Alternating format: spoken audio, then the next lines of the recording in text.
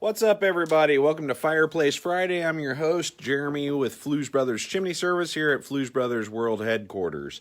It's been a really nice week. The weather is getting nicer outside. Hopefully, that is we're on an upswing trend. I'm cool with that. Even though cold weather definitely drives business more than warm weather, but this time of year it's always nice to start getting into warmer weather. We're starting to get into masonry repairs, and that requires nice weather, a lot of exterior stuff. People are going to start house hunting, and so that'll lead to a lot of other projects, repairs, things like that. So let's talk about what's in the news. I'm going through social media and other things, and I'm seeing that a prevalent company, Home Advisor, is getting involved in a class action lawsuit. Home Advisor is a lead generation company. So basically, homeowners can go to them. They'll ask them what project they're looking for, and they'll give them some leads of what they call as qualified contractors. Here's the reality behind it. Home Advisor, for me as a business owner, if I want Home Advisor to call me a qualified lead, then I have to dish out the green stuff, the money. And basically, I provide them with some basic stuff. Hey, here's my insurance. Hey, here's my workman's comp, things like that. Actually, I don't know if they ask for workman's comp, but anyways, I've never signed up for Home Advisor, but I did sign up. Home Advisor there used to be a company called Angie's List. And Angie's List was really good. Customer turned me on to it when she suggested, but you couldn't get on Angie's List unless you were referred by a customer that was a customer or a member of Angie's List. So it was kind of like this sacred club. And really, we used to get really good leads off of it. And then Angie's List kind of became more of an advertising deal. Then they became a pushy advertising deal where they wanted us to pay to get ranked higher on the list, et cetera, et cetera. And then it kind of became more of a marketing ploy because it started with good companies on there, and then every single company you ever knew of, the ones that we get calls from customers saying that they did a bad job, and ones that we have to go out and fix their work and everything, had gotten on there, and then it was just basically pay to play. Well, that's what Home Advisor is. It's pay to play. They give you a certain amount of leads, and unlike Angie's List, that the customer used to contact you a long time ago, and then they went to, okay, hey, this customer needs your service, contact that customer. I'm not a fan of contacting a customer unless the customer contacts me first. It's awkward. It's very strange. If they're researching and they decide, okay, it's time for me to get this done or what have you, then that's great. It's good for me to be in front of them as a business owner. And they can contact us, but I don't like the idea of us contacting. Like every so often, we'll get somebody go, "Oh yeah, my neighbor needs some chimney work. Here's their phone number. Give them a call." It's always awkward. I like to keep business cards on me, and if people want people to feel like we're bugging them or what have you, I wouldn't want to be that way. So that's why we're not that way. I always try to treat people like I want to be treated, and how contractors would treat me at my home. So anyways, basically what the class action lawsuit is saying is that Home Advisor had given him a bunch of leads, and he believes that most of the leads that he was getting were bogus leads, and to the tune of, I think he was spending like $3,000 plus a month for leads, which this was a roofer. And roofing leads, there's a lot more roofers than there are chimney sweeps out there, and roofing leads are pretty hot because it's a pretty high dollar ticket item, right? So, the gentleman's a real go-getter. So obviously you don't want a salesman. A lot of people will get involved. We have to do advertising. It's in our budget. We don't do pushy advertising or things like that, or grab and go advertising with those companies that are lead generation companies or whatever. Usually the lead generation is so expensive. I think this gentleman said that he was spending like $150, $300 a lead or something crazy, which is just crazy. That's a lot of money. I'd rather do it through word of mouth. We've always built the business on word of mouth. So other customers, people that have met us, people that know us, they know we're good, honest people, so they'll recommend us. But with the digital age, I understand that people will get a recommendation and then they go in and do a little bit of research, or they try to find the phone number online or what have you. So we've got a real good. We do spend our advertising money on online stuff so people can find us easier when they're hunting for us or when they're hunting for a chimney service. But so if I'm a consumer, and I am a consumer, I own a house just like you do, and I use services just like anybody else does. The process I use is I always ask people, maybe I'll get on Facebook and ask for a recommendation from my friends. Maybe I know a lot of people use Nextdoor. That seems like a pretty good place too. And that's kind of like all your neighbors around you. And they'll say, hey, I'm looking for a recommendation for a good chimney person. And then they'll get all these recommendations. And that's great. You can either stop at that and go, okay, hey, I trust what Sally down the street is saying, and she used these guys, and she was happy, and that's great. I'm going to use somebody that my neighbor used down the street, and that's fine. If you're getting a bunch of recommendations from random people, I suggest you do a little bit of research. I would go to their website and make sure the website doesn't look like it was something that was just created on one of those overnight website places. Make sure it's got some good information. Make sure it looks like they provide the services you're looking for. Then you can also check their online reviews. Just because they don't have if they aren't 5-star, it's actually more believable and reasonable if they're not. See if they do have, and if they do have some bad reviews, do they respond to them? Are they responding honestly to them? Things like that. You want to make sure they don't look fake, or the common, oh, I'm so sorry you had that experience, and hopefully we'll do better next time. Well, that isn't a solution. That isn't a solution. That's just kind of a blank wording, and we've been told by web people, oh, that's how you respond. No, we're going to respond honestly. Hey, if we drop the ball, we drop the ball. This is what we can do for you. Let's roll with it. You don't have to write an online review to get us to look into things. If they're all positive, which we have a lot of positive ones, and we work hard to get those. People, if they're happy, they don't feel that they need to write it all over the place, which is absolutely reasonable. If they're happy, they're happy. If they're happy, someone did their job right.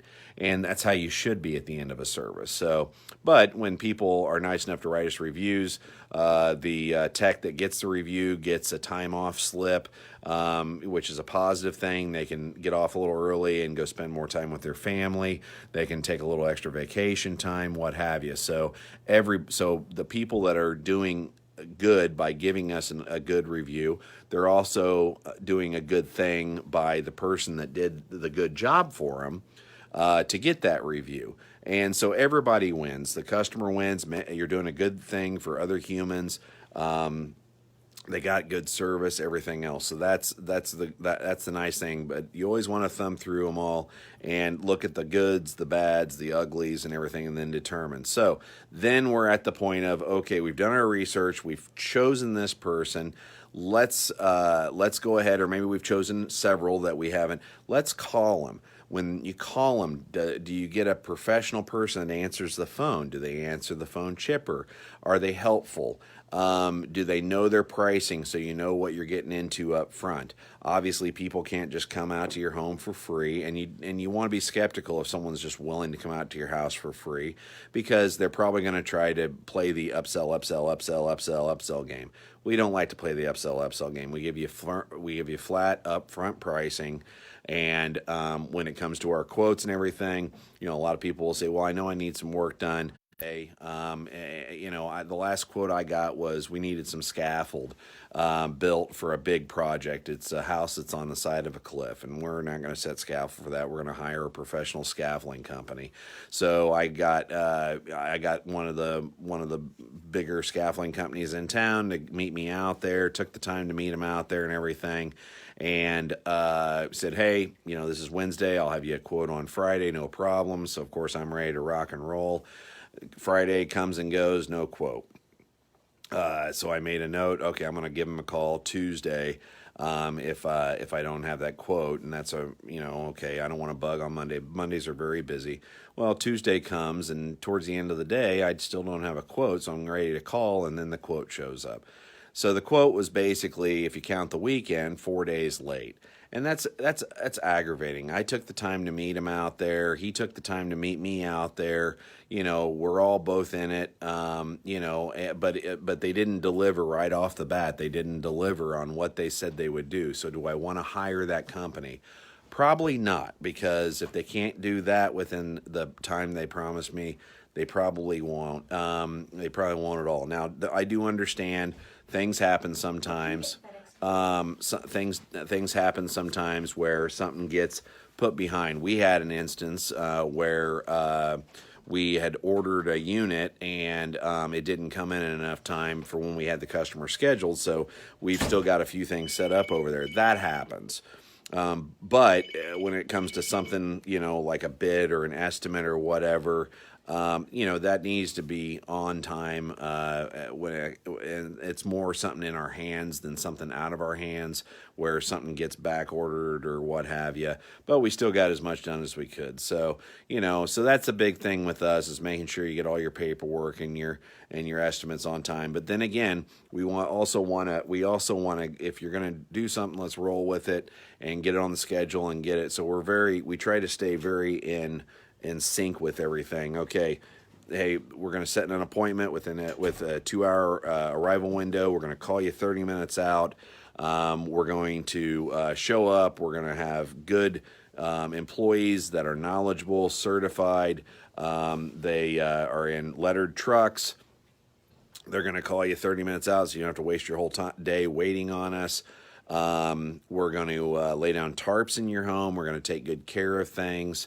We're going to, we've got the employee themselves are background screened, drug tested. They don't have criminal records, all that stuff. And then we're going to, do a follow-up afterwards and make sure that, you got everything, you understood everything. And if you didn't understand something, or maybe let's say your spouse, which, chimneys can be confusing. Hey, we'll let you set up an appointment. You can come into the office right here. I'll sit down with you and go back through everything we did, all the photos we took, all the explanation and everything. So, with that being said, someone calls here and they get all that information and they go, okay, so, I'd like to hire you based on that. But if they call other places and no one answers the phone, or someone answers the phone, hello, I always like that. Hello? Not very professional, or they don't show up, or they make a promise on an estimate or something and the people never get it, then you have to call. Hey, can I get that estimate? What are you talking about? Hey, I was in the Apple store last night and I wasn't getting any help, and we had to wait forever to get help, and we're in a very expensive store, and I made the joke to somebody, hey, excuse me, sir, do you mind if can I please spend $1,000 in your store so I can get out of here? We need a new phone, and new phones are very expensive. We don't do the financing thing. We just buy the phone. That's aggravating. You want to make it easy. So that's another thing to make sure that if all their stuff is in place, then they're going to make your life easy. You don't want to have to deal with all that. So anyways, lead generation websites, if you choose to use them, that's your thing. But do know the back end of them. Do know that a lot of them have had problems like the one that Home Advisor is having. You probably won't find us on lead generation websites. It's not our thing. We aren't very pushy, but we do a good job, and we keep up with everything. You're probably going to get recommended to us by other people, which is the way we choose to do things. Maybe you saw this Facebook Live, and you see that we're good, honest people. We've got good, honest people working here, et cetera, et cetera. But you do want to do your homework. You don't want to base everything on the same mistakes that if you go online, how to hire a contractor, they go over all these same mistakes that everybody makes. And of course, you don't want to be that person. You want to avoid it. You also don't want to hire people off of Craigslist or a random person that says, "Hey, I can do about anything." That's not good. You want experts. So. At any rate, that's kind of some good points and some information on how to find a decent contractor, how to find a good chimney sweep, how to find a good anything. Of course, after you have the service, you want to make sure they lived up to what they said they would do. And if they don't, you probably want to not use them in the future and use someone else. But of course, communicate that to them. You don't have to do it on an online or Yelp or anything, bad review. That's just revenge sites. Honestly, it's good to talk to a manager at the place if you have a major concern, and they'll look into it. Just try not to be offensive. Businesses are very hard for a business owner. It's a lot of hours. I'm the only person in my family that doesn't have hair. I've done this for 20 years. You want to make sure that you're staying in adult mode. And but yeah, a lot of criticisms or mean talk or anything. Businesses, to all business owners, are like their babies or like their children. And nobody wants their child to be called ugly. But at the same time, if their child is acting up, they need to know about it and they need to address it. So hopefully that makes sense. Anyways, I'm rambling on. It's Friday. It's a beautiful day. It's going to be a very nice weekend. We're going to go out and have some fun. You should too. Thanks for tuning in. And have a great weekend. We'll see you next week for Fireplace Fridays here at Fluesbrothers Chimney Service, 913-236-7141. Have a great weekend.